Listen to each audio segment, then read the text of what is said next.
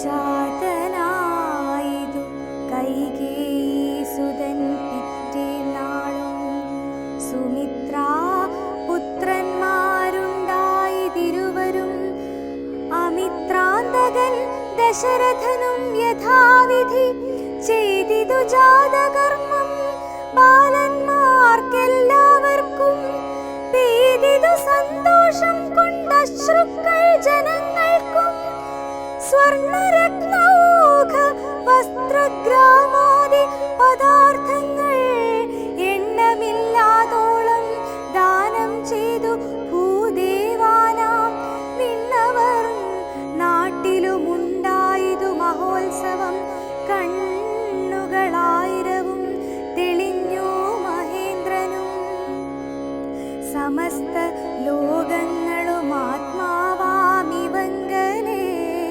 രമിച്ചിടുന്നു നിത്യമെന്നോർത്തു വസിഷ്ഠനും ശ്യാമള നിറം പൂണ്ട കോമള കുമാരനും രാമനെന്നൊരു തിരുനാമവുമിട്ടാനല്ലോ ഭരണനിപുണനാം കൈകേയീതനയനു ഭരതനെന്നു നാമമരുളിച്ചെയ്തു മുനി ലക്ഷണാന്വിതനായ സുമിത്രാതനയനു ലക്ഷ്മണനെന്നു തന്നെ നാമവും അരുൾ ചെയ്തു ശത്രുവൃന്ദത്തെ ഹനിച്ചിടുക നിമിത്തമായി ശത്രുഘ്നനെന്നു സുമിത്രാത്മജാവരജനും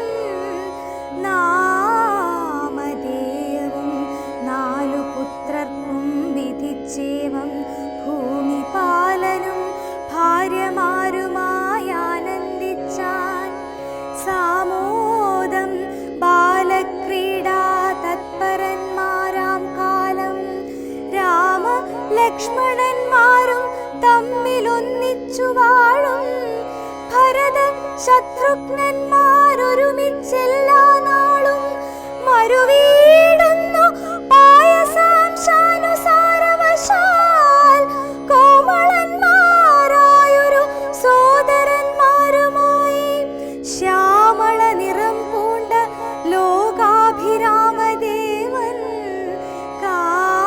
കാരുണ്യാമൃത പൂർണ്ണാപാംഗവീക്ഷണം കൊണ്ടും സാരസ്യ വ്യക്തവർണ്ണാലാപപീയൂഷം കൊണ്ടും വിശ്വമോഹനമായ രൂപസൗന്ദര്യം കൊണ്ടും നിശേഷാനന്ദ പ്രദദേഹമാർദ്ദവം കൊണ്ടും ബന്ധൂക ദന്താംബര ചുംബനരസം കൊണ്ടും ബന്ധുരദന്താംഗുര സ്പഷ്ടഹാസാഭ കൊണ്ടും ഭൂതല സ്ഥിതപാദാബ്ജദ്വയയാനം കൊണ്ടും ചേതോ മോഹനങ്ങളാം ചേഷ്ടിതങ്ങളെ കൊണ്ടും താതനും അമ്മമാർക്കും നഗരവാസികൾക്കും പ്രീതി നൽകിനാൻ സമസ്തേന്ദ്രിയങ്ങൾക്കുമെല്ലാം ശ്രീരാമ രാമ രാമ രാവണാന്തക രാമ ശ്രീരാമ മമ ഹൃദി രമതാം രാമ രാമ.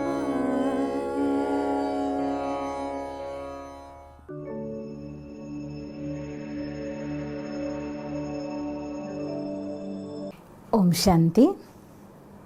നമ്മൾ രാമായണത്തിൽ രാമലക്ഷ്മണന്മാരും ഭരതശത്രുഘ്നന്മാരും ജന്മമെടുത്ത് അവരുടെ ബാല്യകാലത്തിലെ നാമധേയം പേരിടുന്ന സന്ദർഭം, മാതാപിതാക്കളുടെ സന്തോഷം, അയോധ്യാനഗരി മുഴുവൻ സന്തോഷം കൊണ്ട് നൃത്തം വെച്ചുകൊണ്ടിരിക്കുന്ന ഒരു മനോഹരമായിരിക്കുന്ന ഒരു അവസ്ഥയിലാണ് ഇപ്പോൾ രാമായണം എത്തി നിൽക്കുന്നത്. 4 മക്കളില്ലാതെ വിഷമിച്ചിരുന്ന ദശരഥ മഹാരാജാവിന് 4 മക്കൾ. ആ 4 മക്കളും അവരുടെ വിശേഷതകൾ കൊണ്ടും ഗുണങ്ങൾ കൊണ്ടും അവരുടെ സൗന്ദര്യങ്ങൾ കൊണ്ടും എല്ലാവരുടെയും ഹൃദയം കവർന്ന് അങ്ങനെ എല്ലാവരുടെയും മനസ്സിനെ സന്തോഷിപ്പിച്ചും കുട്ടി ബാലലീലകളാടിയും കഴിയുന്നതായിരിക്കുന്ന ഒരു കാലഘട്ടത്തിൽ അവരെ ഇനി അടുത്ത ഘട്ടമായിരിക്കുന്ന പഠനം എന്നതായിരിക്കുന്ന കാലത്തിലേക്ക് പോകേണ്ട രീതിയിലുള്ള ബാലലീലയുടെ സമയത്തിലാണിപ്പോൾ അയോധ്യ നഗരിയിൽ എത്തി നിൽക്കുന്നത്. ഈ സമയത്ത് വസിഷ്ഠ മഹർഷിയുടെ ഗുരുകുലത്തിലേക്കാണ് രാമലക്ഷ്മണന്മാരെ പഠിക്കാൻ വേണ്ടി പറഞ്ഞയക്കുന്നത്.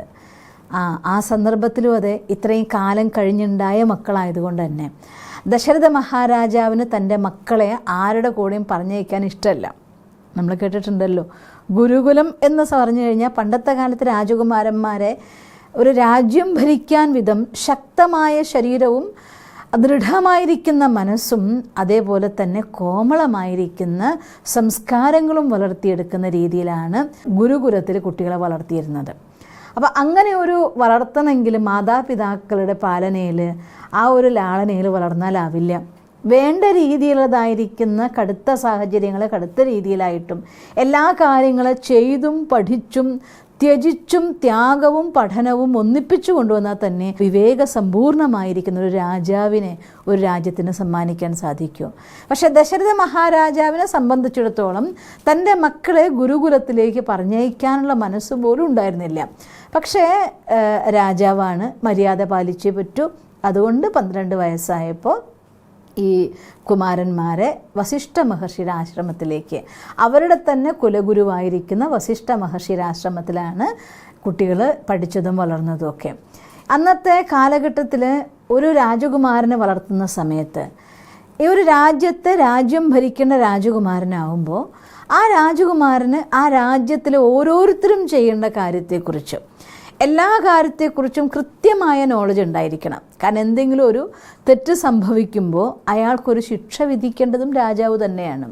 അവർക്ക് എന്തെങ്കിലും സാഹചര്യങ്ങൾ എന്ന് പറയുമ്പോൾ അവരെ മനസ്സിലാക്കി സഹായിക്കേണ്ട ആളും രാജാവ് തന്നെയാണ്. അപ്പോൾ ഓരോരുത്തർക്കും പ്രോപ്പറായിരിക്കുന്ന രീതിയിൽ അതവർക്ക് സഹായം കൊടുക്കുകയാണെങ്കിലും ശിക്ഷ വിധിക്കുകയാണെങ്കിലും മനസ്സിലാക്കാൻ പറ്റണമെങ്കിൽ ആ കാര്യത്തിൻ്റെ ആഴം, അതിൻ്റെ പരപ്പ്, അത് ചെയ്യുന്ന സമയത്തുണ്ടാകുന്ന എത്രമാത്രം അധ്വാനം വേണം, എന്തെല്ലാം റിസ്കുകളുണ്ട്, ഇതൊക്കെ അനുഭവിച്ചറിഞ്ഞാൽ മാത്രമാണ് ഒരാൾക്ക് അതിനെ പൂർണ്ണഭാവത്തിൽ ഉൾക്കൊള്ളാൻ സാധിക്കുള്ളൂ. അതുകൊണ്ട് പണ്ടത്തെ കാലത്തെ വിദ്യാഭ്യാസ പദ്ധതി എന്ന് പറയുന്നത് ഗുരുകുല വിദ്യാഭ്യാസമായിരുന്നു. സന്ദീപനി മഹർഷിയുടെ ആശ്രമത്തിൽ ശ്രീകൃഷ്ണനെ പഠിക്കാൻ വിട്ട കഥയും നമ്മൾ കേട്ടിട്ടുണ്ട്. വിറക് കൊണ്ടുവരാനും പാത്രം കഴുകാനും ആശ്രമം ശുദ്ധീകരിക്കാനും ആഹാരം ഉണ്ടാക്കാനും എല്ലാ കാര്യങ്ങളും രാജകുമാരന്മാരെ പഠിപ്പിക്കുമായിരുന്നു. അതുമാത്രമല്ല, അതിനൊപ്പം എല്ലാവിധത്തിലുള്ളതായിട്ടുള്ള ധനുർവിദ്യകളും, രാജകുമാരനാവുമ്പോൾ പെരുമാറേണ്ടത് എങ്ങനെ, സംസാരിക്കേണ്ടത് എങ്ങനെ, മനോഭാവങ്ങളെ മനസ്സിലാക്കേണ്ടത് എങ്ങനെ, ഒരു രാജകുമാരൻ എങ്ങനെയാണ് രാജാവിനെ പോലെ പെരുമാറണം, രാജ്യത്തിൻ്റെ കാര്യങ്ങളെ ആഴത്തിൽ മനസ്സിലാക്കത്തക്ക രീതിയിൽ ഏതെല്ലാം സ്റ്റെപ്സ് എടുക്കണം, അതും പഠിപ്പിക്കുമായിരുന്നു. ആയോധന കലകളിലും വേദങ്ങളിൽ, ശാസ്ത്രങ്ങളിൽ, പൂജാകർമ്മങ്ങളിൽ, ഇങ്ങനെ ഒരു രാജാവ് എന്ന് പറയുമ്പോൾ എല്ലാ കാര്യങ്ങളും തികഞ്ഞവരായിരിക്കണം. ആ രീതിയിലായിരുന്നു ആ കാലഘട്ടത്തിലെ വിദ്യാഭ്യാസം കൊടുക്കുന്നുണ്ടായിരുന്നത്. അതുകൊണ്ട് അങ്ങനെയുള്ളതായിരിക്കുന്നൊരു വിദ്യാഭ്യാസ കാലത്തിലൂടെ രാജകുമാരന്മാരെ എല്ലാ രീതിയിലും തയ്യാറാക്കി, ദിവ്യായുധങ്ങളും എല്ലാം ഉപദേശിച്ചു കൊടുത്ത് തയ്യാറാക്കിക്കൊണ്ട് ഗുരുകുല കാലഘട്ടം കഴിഞ്ഞ് രാജകുമാരന്മാരെ തിരിച്ച് രാജാവിൻ്റെ അടുത്തേക്ക് കൊണ്ടാക്കി കൊടുക്കുന്നത്. സിസ്റ്ററെ, ഗുരുകുല വിദ്യാഭ്യാസത്തിലേക്ക് പോകാനൊന്നും നമുക്കിപ്പോൾ സാധിക്കില്ലല്ലോ. അപ്പോൾ ഈ കാലഘട്ടത്തിലെ വിദ്യാഭ്യാസത്തിനെ ശ്രേഷ്ഠമാക്കാൻ രാമായണത്തിന് എന്ത് മെസ്സേജാണ് നമുക്ക് തരാൻ പറ്റുക? ചോദ്യം വളരെ റെലവൻ്റ് ആയിട്ടുള്ള ഒരു ക്വസ്റ്റ്യൻ തന്നെയാണ് ചോദിച്ചത്. കാരണം ഈ കാലഘട്ടത്തിൽ നമുക്കൊരിക്കലും തിരിച്ച് ആ ഗുരുകുല വിദ്യാഭ്യാസ പദ്ധതി എന്ന് പറഞ്ഞ് പോകുകയെന്ന് പറയുന്നത് അത് നടക്കുന്നൊരു കാര്യമല്ല. പക്ഷേ ഒരു കാര്യം നന്നായിട്ടറിയാം, ഇന്നത്തെ കാലഘട്ടത്തിൽ വിദ്യാഭ്യാസം എന്ന് പറയുന്ന സന്ദർഭത്തിൽ ഇതിനൊരു വിവരശേഖരണം എന്ന അവസ്ഥയിലേക്ക് മാറിയിരിക്കുകയാണ്. ഞാൻ കാണാറുണ്ട്, എൻ്റെ കൂടെ പഠിച്ച കൂട്ടുകാരും നിങ്ങളൊന്നിച്ച് പഠിച്ച കൂട്ടുകാരും ഉണ്ടായിരിക്കും. പഠിച്ചത് ബയോളജി ആയിരിക്കും, പക്ഷെ ജോലി ചെയ്യുന്നത് ഒരു ഏതെങ്കിലും ഓഫീസിലെ ക്ലർക്കായിട്ടായിരിക്കും. മാത്സാണ് ചെയ്യുന്ന പണി, മാത്സിൻ്റെയാണ്. എടുത്ത ഡിഗ്രി ബയോളജി ആയിരിക്കും. അതായത് ഒരു ഡിഗ്രി എടുത്ത് ഒരു സ്ഥാനം നേടി എന്നിട്ട് ഡിഗ്രിയുടെ ബേസിൽ ഒരു ജോലി, ഇങ്ങനെയൊക്കെയാണ് ഇന്നത്തെ കാലഘട്ടത്തിലെ മനുഷ്യന്മാരുടേത്. ഞാൻ ഓർത്തു പോകും, എന്നെ പഠിപ്പിച്ചിരുന്ന ഒരു ഹിന്ദി സാറുണ്ടായിരുന്നു. ആ സാറ് പറഞ്ഞിട്ടുണ്ട് എൻ്റെ അടുത്ത്, ജോലി കിട്ടാൻ വേണ്ടിക്കൊണ്ട് ആദ്യത്തിൽ ഞാനൊരു അദ്ദേഹം പഠനം എന്നതും പഠിപ്പിക്കുക എന്നുള്ളത് അദ്ദേഹത്തിൻ്റെ ജീവിതത്തിൽ അത്ര ഇഷ്ടമുള്ള കാര്യമായിരുന്നു. പക്ഷേ ആ പഠിപ്പിക്കുന്ന കാലഘട്ടത്തിൽ അദ്ദേഹം ഞങ്ങളോട് ഷെയർ ചെയ്ത്, എനിക്കതിന് മുന്നൊരിക്കൽ ജോലി ഇല്ലാത്തത് കൊണ്ട് ഞാനൊരു ക്ലർക്കായിട്ട് ജോലിക്ക് കയറിയിരുന്നു. എന്നെ സംബന്ധിച്ചിടത്തോളം കൊല്ലുന്ന ദിവസങ്ങളാണെന്ന്, കണക്കെനിക്ക് ഇഷ്ടമല്ല, പക്ഷെ ജോലി കിട്ടിയില്ലേ പറ്റൂ. അതുകൊണ്ട് ഞാൻ അവിടെ കയറി. ഒരിക്കലും ആത്മാർത്ഥമായിട്ട് എനിക്ക് വർക്ക് ചെയ്യാൻ സാധിച്ചിട്ടേ ഇല്ല. എന്നാണോ എനിക്കൊരു വാദ്യാരുടെ പണി കിട്ടി ഞാൻ ഇങ്ങോട്ട് വന്നത്, അന്നാണ് ഇപ്പോൾ ഞാൻ സന്തോഷമായിട്ട് നിങ്ങളോട് സംസാരിക്കുന്നതും നിങ്ങൾ ക്ലാസ് എടുക്കുന്നതൊക്കെ സാറ് പറയുമായിരുന്നു. എൻ്റെ ഇമോഷൻസ് അന്ന് ഒരിക്കലും ജോലിയോട് ചേരില്ല. ഞാനിത് സാറിൻ്റെ മാത്രമല്ല, ഒരുപാട് ആളുകളുടെ കയ്യിൽ നിന്ന് ഈ കാര്യം കേൾക്കാറുണ്ട്. എനിക്കിഷ്ടമുള്ള ജോലിയിലല്ല ഞാനുള്ളത്, എനിക്ക് താല്പര്യം ഇതിലല്ല, എൻ്റെ ഇൻട്രസ്റ്റൊക്കെ വേറെ ഒന്നിലാണ്. പക്ഷേ ജോലി ഉണ്ടായാലല്ലേ പൈസ ഉണ്ടായിട്ട് മുന്നോട്ട് പോകാൻ പറ്റുള്ളൂ. അതുകൊണ്ട് ഞാൻ ഇതുമായിട്ട് പൊരുത്തപ്പെട്ടങ്ങ് പോവുകയാണ്. ഈ രീതിയിൽ ഒരു വിവരശേഖരണം എന്നുള്ള നിലയ്ക്ക് ഒരു ഡിഗ്രി എന്ന് മാത്രം കണക്കാക്കി പഠിക്കും. അത് പഠിച്ചു കഴിഞ്ഞ ശേഷം എന്തെങ്കിലും ഒരു ജോലിക്ക് കയറും. അവിടെ അവർക്ക് ഇഷ്ടമില്ലാത്തതായിരിക്കുന്ന സാഹചര്യങ്ങളോട് നിർബന്ധിതമായിട്ട് കടന്നു പോകും. ഇങ്ങനെ തൻ്റെ കർമ്മത്തിനോടോ താൻ ചെയ്യുന്നതായിട്ടുള്ള സ്ഥലത്തിനോടോ പൂർണ്ണമായി ഹൃദയം കൊണ്ട് അലിഞ്ഞു ചേരാൻ പറ്റാത്ത രീതിയിലൊരു ജീവിതമാണ് ഈ കാലഘട്ടത്തിൽ കാണിക്കുക. ഇത് നമ്മുടെ വിദ്യാഭ്യാസത്തിന് ശരിക്കുള്ളതായിരിക്കുന്ന ഒരു ന്യൂനത തന്നെയാണ്. യഥാർത്ഥമായിട്ട് പഠിച്ച ഏതാണോ ഒരു മനുഷ്യൻ്റെ ഇൻട്രസ്റ്റ്, ആ ഇൻട്രസ്റ്റ് ഉള്ള ഫീൽഡ് പഠിക്കാനും അവിടെ തന്നെ ഒരു ഉയർന്ന ലെവലിൽ വരാൻ രീതിയിൽ അവിടെ തന്നെ ഏതെങ്കിലും നല്ല ഒരു അവസ്ഥയിലെത്തി ആ ഫീൽഡിൽ അവർക്ക് സേവനം കൊടുക്കാൻ പറ്റണം. എങ്കിലും ഒരാൾക്ക് തൻ്റെ ഹൃദയത്തിൻ്റെ പൂർണ്ണമായിട്ടുള്ളത് കൊടുക്കാൻ പറ്റുള്ളൂ. അങ്ങനെ ഒരവസ്ഥ സംജാതമാക്കാൻ നമ്മുടെ എഡ്യൂക്കേഷൻ സിസ്റ്റം ചേഞ്ച് ആകാത്തിടത്തോളം ഈ എഡ്യൂക്കേഷൻ കൊണ്ട് സ്ട്രെസ്ഫുള്ളായിരിക്കുന്ന മാനസിക സംഘർഷങ്ങൾ ഭരിതമായിരിക്കുന്ന ഒരു ലോകത്തിലൊരു ജീവിതം മാത്രമേ ഇന്നത്തെ വിദ്യാഭ്യാസത്തിന് കൊടുക്കാൻ സാധിക്കുള്ളൂ. അതുകൊണ്ട് ഒരു കാര്യം ശരിയാണ്, നമുക്ക് പണ്ടത്തെ പോലെ ഇനി മക്കളെയൊക്കെ നമുക്ക് ഗുരുകുലത്തിലേക്ക് പറഞ്ഞയച്ചാലോ എന്ന് ചിന്തിക്കാൻ പറ്റില്ല. ഗുരുകുലങ്ങൾ എവിടെ ഉണ്ട് അത്രയ്ക്ക്? അത് ഗുരുക്കന്മാരും ഇല്ല, അങ്ങനത്തെ ഗുരുകുലങ്ങളും ഇല്ല. പക്ഷേ ഒരു കാര്യം ഞാൻ മനസ്സിലാക്കിയിടത്തോളം നമ്മളൊക്കെ പഠിക്കുന്ന ഒരു ആപ്തവാക്യമുണ്ട്, മാതാപിത ഗുരുദൈവം എന്നല്ലേ പറയുക. അച്ഛനും അമ്മയും പിന്നെ ഗുരു പിന്നെ ദൈവം. അതായത് ഒരു കുഞ്ഞിനെ സംബന്ധിച്ചിടത്തോളം ആദ്യത്തെ ഗുരു എന്ന് പറയുന്നത് അവൻ്റെ അമ്മ തന്നെയാണ്. ഒരു കുഞ്ഞ് ജനിച്ച് പിറന്ന സമയത്ത് നിങ്ങൾ കണ്ടിട്ടുണ്ട്, ഒരു കൊച്ചു കുഞ്ഞായിരിക്കും, അമ്മയുടെ കയ്യിൻ്റെ സ്പർശനാണ് അവന് ഏറ്റവും വലിയ പ്രൊട്ടക്ഷൻ. പിന്നെ അവൻ്റെ അച്ഛൻ്റെ അല്ലെങ്കിൽ മുത്തശ്ശി, ആ ക്ലോസ് സർക്യൂട്ടിനുള്ളതായിരിക്കുന്ന അവൻ്റെ ലോകം എന്ന് ആ സമയത്ത് സ്വീകരിച്ച ആളുകളുടെ സ്പർശനം, അവരുടെ വാക്കുകൾ, അവരുടെ കണ്ണുകൾ, അവരുടെ നോട്ടം, ഇതൊക്കെയാണ് അവൻ്റെ ഏറ്റവും വലിയ കമ്മ്യൂണിക്കേഷൻ പറയുന്നത് തന്നെ. 3 വയസ്സ് വരെയുള്ള കാലഘട്ടത്തിൽ അമ്മയുടെ സ്പർശനം അല്ലെങ്കിൽ വലിയ ആളുകളുടെ സ്പർശനമാണ് കുഞ്ഞിന് ഏറ്റവും കൂടുതൽ കമ്മ്യൂണിക്കേഷൻ അല്ലെങ്കിൽ എഡ്യൂക്കേഷൻ കൊടുക്കുന്ന സാധനം. അത് കഴിഞ്ഞ് കുറച്ചും കൂടെ കഴിഞ്ഞ് കഴിഞ്ഞാൽ അവന് അച്ഛനും അമ്മേനെയും മോഡലായിട്ട് അവൻ ഫോളോ ചെയ്യാൻ തുടങ്ങും. ഇത് പറയുമ്പോൾ ഞാൻ ഓർത്ത് പോവുക, ഒരിക്കൽ നമ്മുടെ ക്ലാസ്സിന് വരുന്നുണ്ടായിരുന്നൊരു മോനുണ്ടായിരുന്നു, അവന് അമ്മ ഉണ്ടായിരുന്നില്ല, മുത്തശ്ശിയും അച്ഛനാണ് അവൻ നോക്കുന്നുണ്ടായിരുന്നത്. അപ്പോൾ അവനൊരു 4th മറ്റാണ് തോന്നുന്നു പഠിക്കുന്നുണ്ടായിരുന്ന ആ സമയത്ത്. അപ്പോൾ സ്കൂളിൽ ഒരു കൂട്ടുകാരന് കത്തെഴുതാൻ വേണ്ടിയിട്ട് അവൻ്റെ ടീച്ചർ പറയുകയാണ്, അപ്പോൾ നിങ്ങൾക്ക് ഏറ്റവും ഇഷ്ടമുള്ള രീതിയിൽ നിങ്ങളുടെ ആരോടോ സംസാരിക്കുന്ന ആ രീതിയിലൊക്കെ വേണം നിങ്ങൾ നിങ്ങളുടെ കൂട്ടുകാരൻ്റെ പേര് പറഞ്ഞിട്ട് എഴുതാൻ വേണ്ടി കത്തെഴുതാൻ പഠിപ്പിക്കുകയാണ് ടീച്ചർ. അപ്പോൾ ഈ കുട്ടി അവൻ്റെ ഏറ്റവും ഇഷ്ടപ്പെട്ടൊരു കൂട്ടുകാരൻ്റെ പേര് പറഞ്ഞ ശേഷം പിന്നെ അതിൽ എഴുതി വെച്ച വാക്കുകളും ആ സംസാരവും കേട്ട് ടീച്ചറാകെ ഞെട്ടിപ്പോയി. കത്ത് വായിച്ചിട്ട് ഉടനെ തന്നെ അവൻ്റെ അച്ഛനെ വിളിച്ചു വരുത്തിപ്പിച്ചു. എന്താണ് ഈ എഴുതി വെച്ചിരിക്കുന്ന ഈ കുട്ടി, എവിടെ നിന്നാണ് ഈ കുട്ടി ഇതൊക്കെ പഠിച്ചത് എന്ന്. അപ്പോൾ ആ കുഞ്ഞിനോട് വിളിച്ചു വെച്ചു, എന്തുകൊണ്ടാണ് മോനെ നീ ഇതൊക്കെ എഴുതിയത്? അതെന്താ തെറ്റുള്ള സിസ്റ്ററെ, എൻ്റെ വീട്ടിൽ എൻ്റെ മുത്തശ്ശി എൻ്റെ അച്ഛനോട് സംസാരിക്കുന്നതാണ് ഞാൻ എഴുതിയത്. ഞാൻ കാണുന്ന ഏറ്റവും ക്ലോസ് റിലേഷൻ അവൻ എൻ്റെ ലോകത്ത്, എൻ്റെ വീട്ടിൽ എൻ്റെ മുത്തശ്ശി അച്ഛനോട് പറയുന്നു. നമുക്ക് അതിൻ്റെ സൈക്കോളജിക്കൽ ലാംഗ്വേജ് പറയാം, അവൻ്റെ ലോകം അവൻ്റെ മുത്തശ്ശിയും അവൻ്റെ അച്ഛനുമാണ്. അതുകൊണ്ട് അവർ പറയുന്നത് അവനെ ഫോളോ ചെയ്യുകയാണ്. അപ്പോൾ ഈ കുട്ടിയെ സംബന്ധിച്ചിടത്തോളം എഴുതിയ വാക്കുകൾ മോശം വാക്കാണെന്ന് പോലും അവന് അറിഞ്ഞൂടാ. പക്ഷേ ആ വാക്കുകൾ വായിച്ചു കഴിഞ്ഞാൽ ടീച്ചറടക്കം ഷോക്കായിപ്പോയി, ഇതെന്താ ഈ കുട്ടി എഴുതി വെച്ചത്, അവൻ്റെ വായന അങ്ങനത്തെ വാക്കൊന്നും ഉപയോഗിക്കുന്നത് കേട്ടില്ല. അപ്പോൾ ഏറ്റവും ക്ലോസ് ആയിട്ടുള്ള ആളോട് എഴുതാൻ പറഞ്ഞപ്പോൾ അവൻ കണ്ടത് എന്താണ്, ആ ഏറ്റവും ക്ലോസ് ആയിട്ടുള്ള ലാംഗ്വേജ് അതാണ് അവൻ വിചാരിച്ചു വെച്ചത്. ഒന്ന് ചിന്തിച്ച് നോക്കി മനസ്സിലാക്കേണ്ട ഒരു കാര്യം. നിങ്ങൾക്കും അനുഭവം ഉണ്ടാവും. കുട്ടികൾ ഒരു 3 വയസ്സ് 4 വയസ്സൊക്കെ കഴിഞ്ഞാൽ ആൺകുട്ടികളാണെങ്കിൽ അച്ഛൻ നടക്കുന്ന അതേപോലെ നടന്നു വന്നിരിക്കും. അച്ഛൻ ഇരിക്കും പോലെ ഇരിക്കും. അച്ഛൻ കഴിക്കുന്ന സാധനം അവന് ഇഷ്ടമായിരിക്കും, അച്ഛൻ കഴിക്കാത്ത സാധനം അവന് ഇഷ്ടം ഉണ്ടാവില്ല. അച്ഛൻ എന്ത് പറയുന്നത് ലോകം, ഒന്നുകിൽ അച്ഛൻ അല്ലെങ്കിൽ അമ്മ, ഏതെങ്കിലും ഒരു ഫാക്ടർ ഒരു കുഞ്ഞിനെ സംബന്ധിച്ചിടത്തോളം അവൻ്റെ ഹീറോ ആയിരിക്കും അല്ലെങ്കിൽ ഹീറോയിൻ ആയിരിക്കും. അവരെന്ത് പറയുന്നു അതിന് അതേപോലെ കേൾക്കുക, അതേപോലെ നോക്കിയതാണ് കൊച്ചു കുഞ്ഞിനെ സംബന്ധിച്ചിടത്തോളം ഉള്ളതായിട്ടുള്ള അവരുടെ ലോകം. ശരിയല്ലേ? അങ്ങനെ തന്നെയല്ലേ? അപ്പോൾ നിങ്ങളൊന്ന് തിരിച്ച് ചിന്തിച്ച് നോക്കിയേ. ആ സമയത്ത് ആ കുട്ടിയുടെ എഡ്യൂക്കേറ്റർ അഥവാ ടീച്ചർ ആരാണ്? മാതാപിതാക്കളാണ്, ആ വീട്ടിലുള്ളതായിട്ടുള്ള ഫാമിലി മെമ്പേഴ്സാണ്. അപ്പോൾ അതുകൊണ്ട് നമുക്ക് അങ്ങോട്ട് പോകാൻ പറ്റിയില്ലെങ്കിലും നമുക്ക് നമ്മളെ ആ ലെവലൊന്ന് മോൾഡ് ചെയ്യാലോ.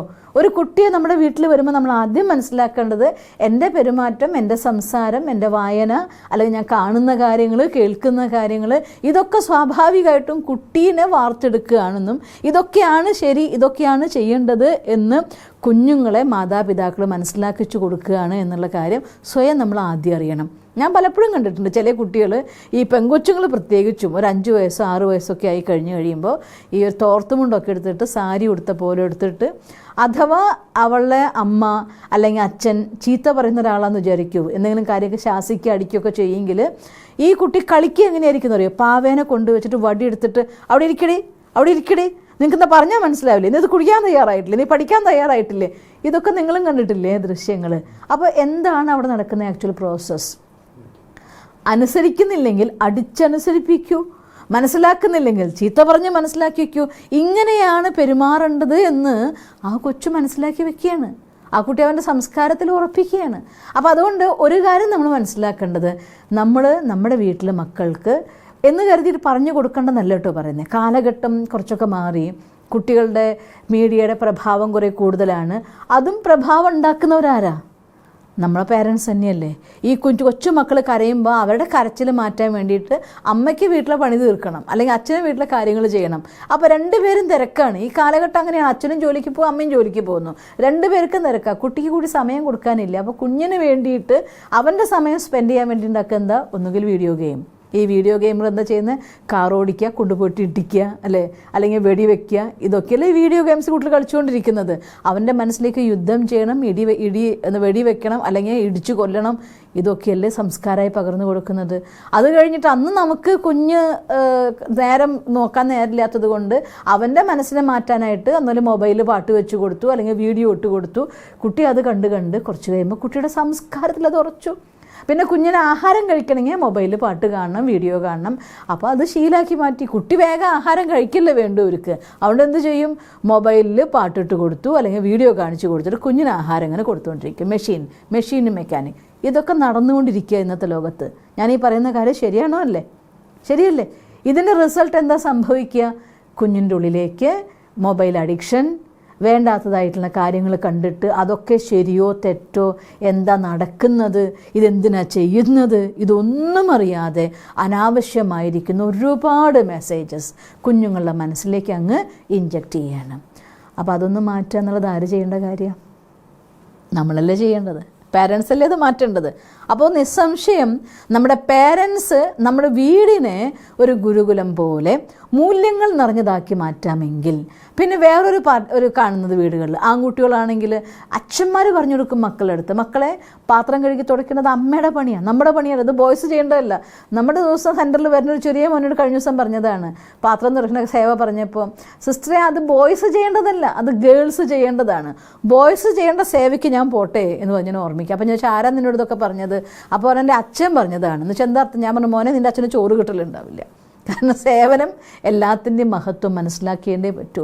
അതുകൊണ്ടൊരു ജീവിതത്തിൽ ഒരു വീടിൻ്റെ ഉള്ളിൽ പണ്ടത്തെ ഗുരുകുലത്തിൽ അവർ ആഹാരം പാചകം ചെയ്യാനും കഴിപ്പിക്കാനും പാത്രം കഴുകാനും ചെയ്യിപ്പിക്കാനും പഠിപ്പിച്ചു. കാരണം ആഹാരം ഉണ്ടാക്കുന്നതിൻ്റെ മഹത്വം മനസ്സിലാക്കും വരെ കുട്ടികൾക്കൊരിക്കലും ആഹാരത്തിനോട് വില ഉണ്ടാവില്ല. ആ സേവനം ചെയ്യുന്നവരോട്, ആ ഡ്യൂട്ടി ചെയ്യുന്നവരോടും വാല്യൂ ഉണ്ടാവില്ല. വീട്ടിലിരിക്കുന്ന അമ്മയോടൊരു കുഞ്ഞിന് വിലയില്ലാത്തിടത്തോളം കാലം ആ വീട്ടിലേക്ക് ലക്ഷ്മി കയറി വരില്ല, ധനം വരില്ല. നിസ്സംശയം ധനം ഒരു വീട്ടിലേക്ക് വരണോ? സംശയമില്ല, ആ വീട്ടിൽ സ്ത്രീക്ക് ആദരവ് കിട്ടുന്നുണ്ടായിരിക്കണം. അപ്പം അതുകൊണ്ട് ഒരു കാര്യം മനസ്സിലാക്കുക, നമ്മുടെ വീട്ടിൽ ആദ്യത്തെ ഗുരുക്കന്മാരായിട്ട് മാതാപിതാക്കൾ മാറണം. ഫാമിലി മെമ്പേഴ്സ് എല്ലാവരും ശ്രദ്ധിക്കേണ്ട കാര്യമാണ്. നമ്മൾ അസത്യം പറയുക, മോശമായിട്ടുള്ള രീതിയിൽ പരസ്പരം കൊച്ചു കൊച്ചു കാര്യങ്ങൾക്ക് പോലും വെറുതെ വഴക്കടിക്കുക. കുട്ടികളുടെ മുന്നിലാവും. നമ്മൾ വിചാരിക്കും ഇവർക്ക് എന്ത് മനസ്സിലാവാനാണെന്നാണ്. നമ്മൾ അറിയുന്നില്ല നമ്മളെക്കാൾ കൂടുതൽ കാര്യങ്ങൾ ഗ്രാസ്പ് ചെയ്യാനുള്ള കപ്പാസിറ്റി ആ കുട്ടിക്കും ഉണ്ട്. കാരണം കാണുമ്പോഴേ ഒരു കുട്ടിയുടെ ശരീരമുള്ളൂ.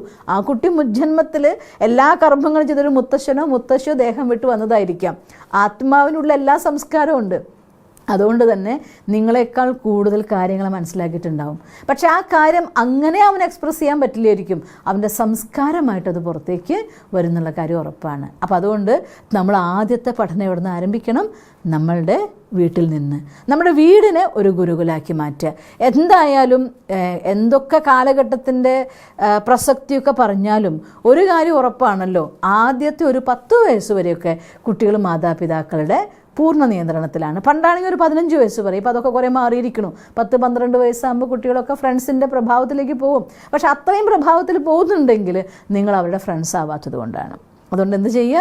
മാതാപിതാക്കൾ മക്കളുടെ നല്ല ഫ്രണ്ട്സാവുക, നല്ല ഗുരുക്കന്മാരാവുക, നല്ല ടീച്ചറാവുക. അവരുടെ മോഡൽ നിങ്ങളാണെങ്കിൽ അവരുടെ സംസ്കാരം ഒരു 8 വയസ്സ് കഴിയുമ്പോൾ ഒരു കുട്ടിക്ക് നിങ്ങൾ അതുവരെ പറഞ്ഞു കൊടുത്തെല്ലാം സത്യമാണ്. അഥവാ അവൻ്റെ ഉപബോധ മനസ്സിൻ്റെ ഉള്ളിൽ സംസ്കാര രൂപത്തിൽ ഉറച്ചിട്ടുണ്ടാവും. അതൊരു പിടി നല്ല കാര്യങ്ങളാണ് നിങ്ങൾ അവർക്ക് പകർന്നു കൊടുത്തതെങ്കിൽ വേറൊരു ഗുരുകുലം തേടേണ്ട കാര്യമില്ല. നിങ്ങളുടെ മക്കളുടെ അധിക സമയം സ്പെൻഡ് ചെയ്യുന്ന നിങ്ങളുടെ വീട് തന്നെ ഗുരുകുലം പോലെ ശ്രേഷ്ഠാക്കുക. ആധ്യാത്മികത നിറഞ്ഞ, പവിത്രതയും സുഖവും ശാന്തിയും സ്നേഹവും നിറഞ്ഞ, പരസ്പരം നിങ്ങൾക്ക് അഥവാ മാതാപിതാക്കൾക്ക് ഭാര്യാഭർത്താക്കന്മാർക്ക് എന്തെങ്കിലും അഭിപ്രായ വ്യത്യാസങ്ങളോ അനിഷ്ടങ്ങളോ ഉണ്ടെങ്കിൽ കുട്ടികളുടെ മുന്നിൽ വെച്ച് ഫൈറ്റ് ചെയ്യാതെ നിങ്ങളെന്ത് ചെയ്യൂ? നിങ്ങൾക്ക് പരസ്പരം സംസാരിക്കാൻ അല്ലെങ്കിൽ കാര്യങ്ങളെ ഷെയർ ചെയ്യാൻ വേറൊരു തലം കണ്ടെത്തും. അവിടെ സംസാരിക്കും. അല്ലാതെ മക്കളുടെ മുന്നിൽ നിന്നിട്ട് ഫൈറ്റ് ചെയ്യരുത്. അച്ഛൻ മക്കളുടെ മുന്നിൽ നിന്നിട്ട് അമ്മേനെ മോശമാക്കി പറയും, അമ്മ മക്കളുടെ മുന്നിൽ നിന്നിട്ട് അച്ഛനെ മോശമാക്കി പറയും. കുട്ടിയുടെ മനസ്സിൽ അച്ഛനും സ്ഥാനമില്ല, അമ്മയ്ക്കും സ്ഥാനമില്ല. പിന്നെ അവൻ ആരെയും മോഡലാക്കണ്ടേ? അതുകൊണ്ട് മാറേണ്ടത് എവിടെയാണ്? നമ്മുടെ വീടുകളുടെ ഉള്ളിൽ. നമ്മുടെ വീട്ടിൽ ഗുരുകുലാക്കി മാറ്റിയാൽ നിങ്ങൾക്കൊരു ഗുരുകുലം തേടാതെ തന്നെ നമുക്ക് മക്കളെ വളർത്താം. പണ്ടത്തെ കാലത്തെ പോലെ കഷ്ടമൊന്നും ആർക്കും ഇല്ലല്ലോ. കഞ്ഞി കുടിക്കണമെങ്കിൽ രാവ് തൊട്ട് വൈകുന്നേരം വരെ പണിക്കേണ്ട അവസ്ഥയൊന്നുമില്ല. അത്യാവശ്യം എല്ലാ കാര്യങ്ങളും ലോകത്തിൻ്റെ ഭൗതികമായിരിക്കുന്ന പുരോഗതിയിൽ ഇതൊക്കെ നമുക്ക് നേടാനായിട്ട് ഈസിയാണ്. പക്ഷേ ഈ കാര്യം കൊടുക്കാൻ നമ്മൾ ശ്രദ്ധിച്ചാൽ മതി. അതുകൊണ്ട് ആ രീതിയിൽ നമ്മുടെ മക്കളെ വളർത്തിയ മക്കൾ നമുക്ക് എന്നും തന്നെ ശ്രേഷ്ഠമായിട്ടുള്ള മക്കളായി നമുക്ക് സഹായികളായിക്കൊണ്ട് എന്നും നമുക്ക് ആശ്രയമായി മാറുന്ന രീതിയിൽ വളർത്തിയെടുക്കാൻ പറ്റും. അപ്പോൾ അതുകൊണ്ട് ഈ ഒരു സന്ദേശം ഞാൻ ഇന്ന് ഈ രാമായണം കണ്ടുകൊണ്ടിരിക്കുന്ന എല്ലാവർക്കും ഇത് ഞാൻ പറയാൻ ആഗ്രഹിക്കുകയാണ്. പ്രത്യേകിച്ച് മൊബൈൽ അഡിക്ഷൻ്റെ കാലഘട്ടമാണ്. കുട്ടികൾ പല രീതിയിലുള്ളതായിരിക്കുന്ന ഇൻഫർമേഷൻ കണ്ടും കേട്ടും വഴിതെറ്റിപ്പോകുന്ന കാലഘട്ടമാണ്. കാലഘട്ടത്തിൻ്റെയും ഒരു നെഗറ്റിവിറ്റി ഉണ്ട്. അതുകൊണ്ട് എന്ത് ചെയ്യണം? നിങ്ങളൊരു മോഡലാക്കാൻ. മക്കളെ മാറ്റാനല്ല ശ്രദ്ധിക്കേണ്ടത്. ഞാൻ എന്നെ മാറ്റാൻ വേണ്ടി ശ്രമിച്ചാൽ എൻ്റെ ഉള്ളിൽ നിന്ന് കൊടുക്കുന്ന പോസിറ്റീവ് വൈബ്രേഷൻ കൊടുക്കാൻ പറ്റിയ അവരുടെ ആഹാരത്തിലും അവരുടെ വെള്ളത്തിലും അവരുടെ വൈബ്രേഷനിലും അവരിരിക്കുന്ന സ്ഥലത്തും ഒരു പോസിറ്റിവിറ്റിയുടെ കവചം തീർക്കൂ. എന്നാൽ മക്കളെ നമുക്ക് ശ്രേഷ്ഠരാക്കി വളർത്തിയെടുക്കാനായിട്ട് സാധിക്കുക തന്നെ ചെയ്യും. കാലഘട്ടത്തിൻ്റെ പ്രഭാവമില്ലാതെ നന്നാക്കിയെടുക്കാൻ സാധിക്കും. അതുകൊണ്ട് എന്തായാലും നമ്മുടെ ഇന്നത്തെ രാമായണത്തിൻ്റെ രാമലക്ഷ്മണന്മാർ പഠനം പൂർത്തിയാക്കി പഠിക്കാൻ പോകുന്നതായിരിക്കുന്ന സന്ദർഭത്തിലാണ് നമ്മൾ നിൽക്കുന്നത്. എന്തായാലും ബാക്കി ഒരു പഠനം പൂർത്തിയായി വരുമ്പോഴുള്ള അവസ്ഥകളും ആയുധങ്ങളെക്കുറിച്ചൊക്കെ നമുക്ക് നാളെ മനസ്സിലാക്കാം. ഓം ശാന്തി. ക്ലിയർ ആയില്ലേ സിസ്റ്ററെ? ഓക്കെ ആയില്ലേ? മനസ്സിലായില്ലേ? ഓം ശാന്തി.